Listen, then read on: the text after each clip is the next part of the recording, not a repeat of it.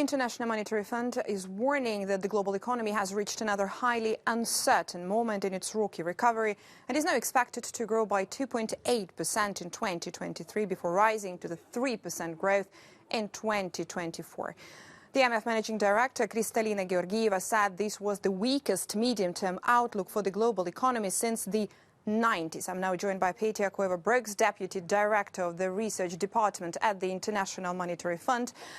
Russia's invasion of Ukraine and the ongoing war caused severe commodity and energy prices shock and trade disruptions, provoking the beginning of a significant reorientation and adjustment across many economies. How can the International Monetary Fund evaluate the reorientation and this adjustment of the euro area economy?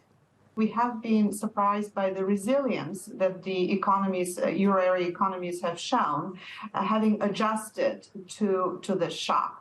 Part of that has been relying on non-Russian sources of gas and liquefied gas, and we've seen a reorientation of some supplies from Asia.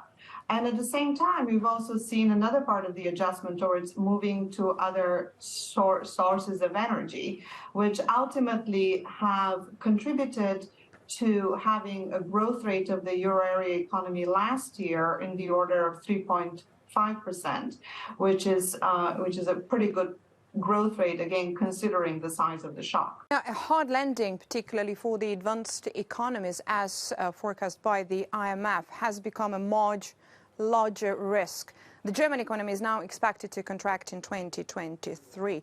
Now, how hard would be this landing for the euro area's biggest economy?